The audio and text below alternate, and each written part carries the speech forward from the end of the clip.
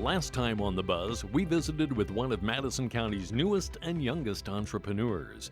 And this week, we're privileged to visit with a business that has been serving Madison County for over half a century. Last year, they had a 50th anniversary celebration planned, and while COVID robbed them of that opportunity, nothing can take away the legacy that the Wiggery has carved out for itself. Kim Zarcy is a retired educator and owner of the Wiggery, and we're visiting with Kim as well as her assistant and stylist, Stephanie Ellis. Kim, congratulations on 51 years now. Would you walk us back through some of the Wiggery's history?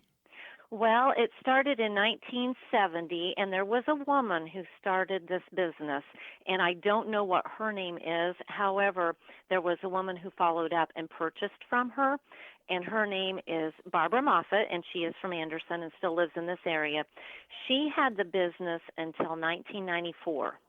And it was first located downtown Anderson on Meridian Street, and then she moved it here on Broadway in 1990, and then sold it to my parents, which would be Ralph and Judy Gross. She sold it to them in 1994 on January 1st, and then about 4 years ago, I took over from them. So the business, this is technically the 51st year of the business being here in Anderson, and that's consecutive years too. So it's a very stable business in our community. It was a very smooth transaction each time. Mm-hmm. Yeah. And in addition to that, there was a hairstylist here named Carolyn Darr, and she worked here for over 30 years. So she worked under Barbara and then my parents, and then continued to work here until Stephanie came. So she was a big part of this business for, like I said, over 30 years. Kim, wigs are often initially off the cuff thought of as a means of disguise, but in the real world, they mean so much more to so many people for so many reasons. Could you speak to that? We have a wide variety of people who come in looking for wigs. A lot of them are patients who either are on different types of medication. Of course, you've got chemotherapy patients who lose their hair, alopecia. We have some people who come in who want party hair or vacation hair. And then some just have thin hair and they want something different. So there's a wide variety of different customers who come into the shop. And it varies day to day and situation to situation. And then there are some who may buy one wig and never buy another one. And then there are some who become lifetime wig wearers. What is some of the feedback that you've received from customers and clients who have become satisfied with what you've done for them? We oftentimes hear how happy they are with the wigs that they get. In fact, it's not uncommon for somebody to come in with their friends, maybe a week, a month, 2 months later, a year later. And we have that type of business almost every week where somebody's bringing in a friend or a relative and they say, this person, my friend here also has thinning hair. Maybe it's come later in life or whatever. And they will bring them in and say, you need to come to the Wiggery and check out their wigs. And one thing, too, that we offer, which has been very positive, is personal service. So Carolyn started that tradition when she worked here, and then Stephanie has definitely continued that.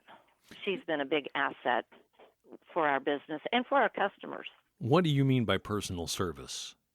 When they come in, we take a look at the wigs that we have on display, which is over 100 of them, and then we have more in stock in the back room. So when somebody comes in, we just talk to them about what kind of wig they might want to wear. Because some people want something that's exactly like their hairstyle. Some people want something different. Some people want to get something very similar, and then they branch out.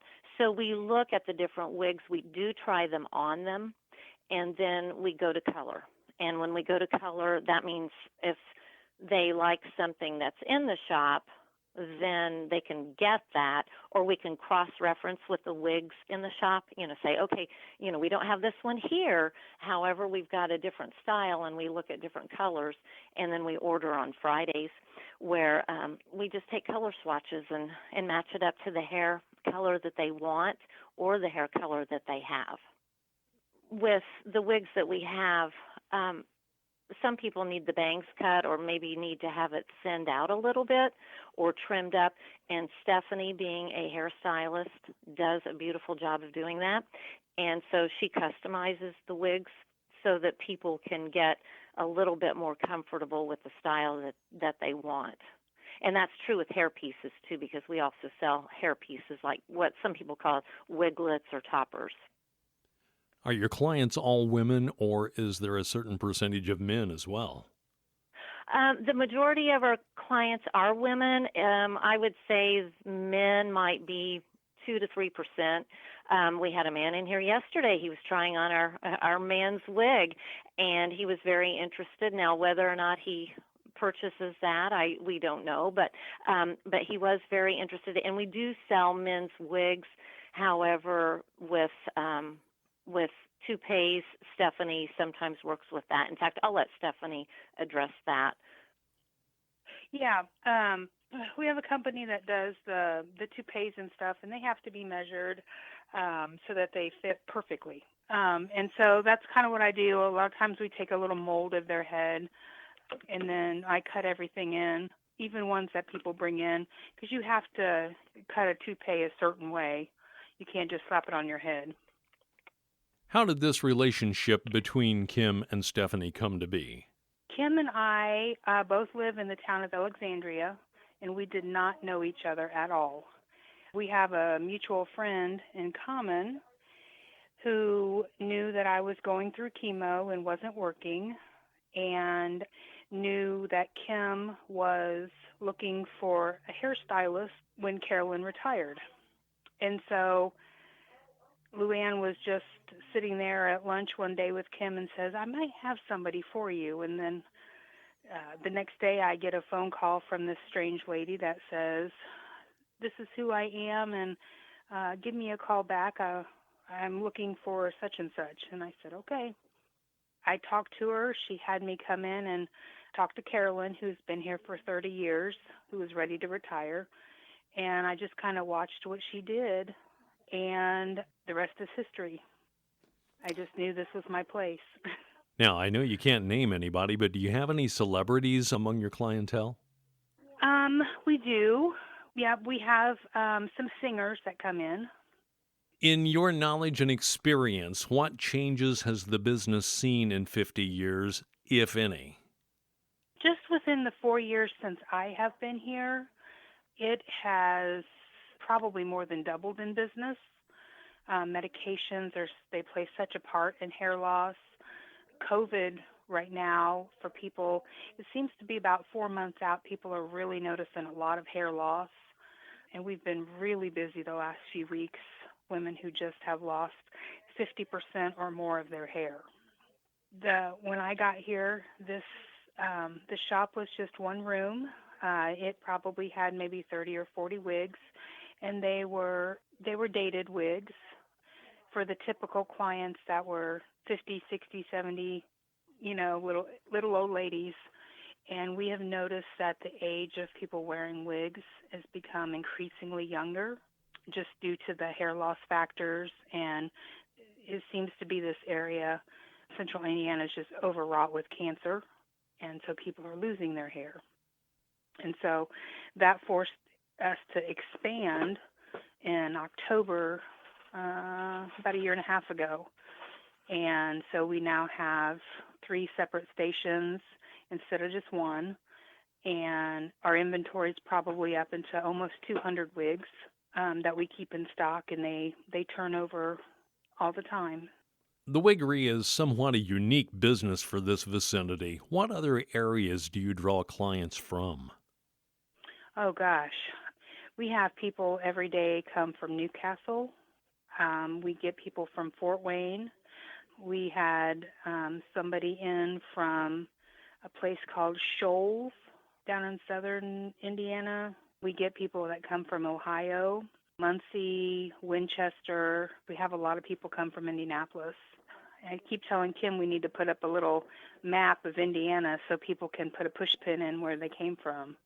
What qualities or experience do you two have in your skill set, maybe even acquired since you've started there, that make the wiggery so popular among clients? For me personally, I've been through having thin hair my whole life, just due some underlying medical issues. And then 6 years ago, I went through chemotherapy and I lost all my hair. So I kind of have the knowledge of having both sides of the hair loss scenarios. And so, I can totally understand what people are going through. And people come in and they're going through chemo and they're scared. They're so scared. It's nice to have somebody who, you're going to cry. We keep Kleenexes everywhere, because you mourn the loss of your hair. And it's nice to be, I reassure people, this happens, you'll get past it, you'll move on, and you'll be fine with it. But, and then we have people that come in that have thin hair due to their medical conditions, and I'm right there with them. So I feel like I have a little bit of an understanding of both sides of the world of the coin, and people just they tell us all the time that they just love coming in here. We keep threatening to put a little round table in the corner, just like at the old guys gather at the coffee shops. We'll let the ladies come in and sit and talk about wigs and stuff. If you could speak to your role, what does it mean to you to help those who turn to you for assistance? I want to hear it from your perspective. Because I'm where these people have been, our customers have been there, with chemo. People were so good to me when I went through chemo. They had benefits, they raised money, they saved my house and it saved my car and it helped get me through, some things that I needed to do with my daughter because I was stage 4. And so they gave me 18 months to live and told me to cash in my life insurance. And so people were just so generous to me. They helped. And I can't even begin to name the people that helped me. And so I feel like this is where God put me, having the hairdresser skill and having the knowledge of what you go through with chemo and what you go through with thin hair. That I just feel like this is where God put me, and He said, "Okay, this is where you belong." And so I just feel very blessed to be able to give back and give somebody else the kindness and the help that everybody gave me when I needed it. Yeah. What would you say to someone who has had hesitation about coming in, but knows that the wiggery really could help them? I held off. I was very hesitant for a long time. I just dealt with my thin hair. And once I started working here and I see that these wigs do not look like the little old lady helmets that they used to 30 years ago, just take that step. Just come and try them on just to see, you don't have to buy anything. Just come and try them on and see for yourself what this can do. I mean, it was a life changer for me. It takes 20 years off of your age. People walk out with a spring in their step. They come in kind of a little bit frumpy, because you're embarrassed about your hair loss, and there's no need to be. And I tell people, I don't even call them wigs anymore. I call them party hair. I'm like, if Kelly Clarkson and Gwen Stefani can wear these, then I can too. Stephanie Ellis and Kim Zarcy of The Wiggery at 2102 Broadway in Anderson, making our community a better place to live. Support the small businesses like The Wiggery in your community. Your community's future depends on it. You've just heard the latest buzz of Madison County.